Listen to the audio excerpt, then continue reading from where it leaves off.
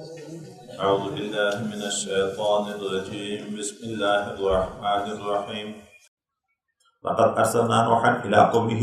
فتحقيق سره لقلوا نوح عليه السلام فالقوم فقال ويل يا قوم إدما قوم اعبدوا الله دي الله عبادت كوي ما لكم نشد دي تاستفار من إله معبود غيره غير دغيو ألانا إني أخاف عليكم زويريكم فتاسباني عذاب يوم عظيم دي عذاب دي غرز غټي چې ورځ قیامت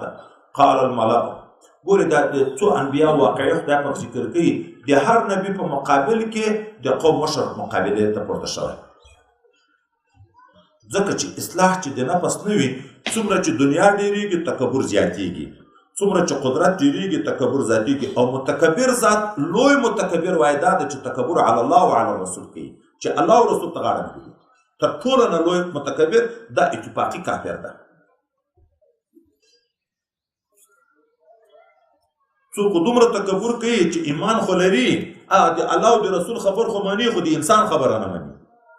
خو لوی متکبرین وایي دا دي چې د الله خبره نه مني نو مشرانو د قوم به ورته وویل قال الملأ من قومه ویل هغه مشرانو د قوم دي انا لنراک بېشکه موږ وینو تا فی ضلال مبین په ګمراهي ښکاره کې العیاذ بالله د خدای پیغمبر ته وایي چې ګمراه ته قال نوح عليه السلام يا قوم ما قوم ليس بي ضلاله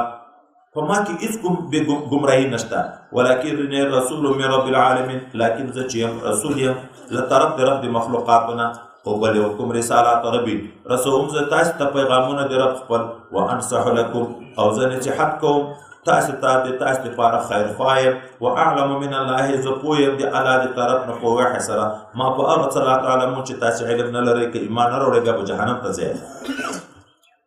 دا چې نو تم د موږ د انسان ته څنګه پیغمبر شوې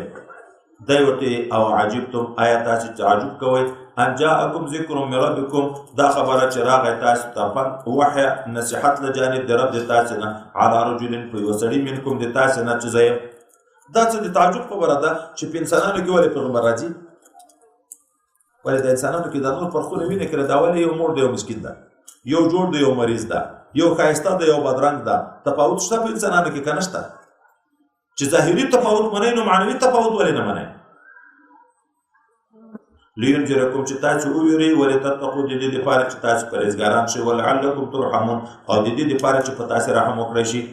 خو فکذبوه دوی تکذیب وکړ د نوح علیه السلام خبره یې نه ومنله فانجیناه آخري عاقبت دا شو چې موږ نجات ورکړو نوح علیه السلام ته والذین معه او هغه کسان چې د ده سره وو په الفلک په کښتۍ کې واغرقنا الذین کذبوا بآیاتنا موږ غرق کړه هغه خلک چې تکذیب یې د موږ آیاتو ته کوه انهم کانوا قوما عمین ځکه دغه قوم ړوند و حق نه لید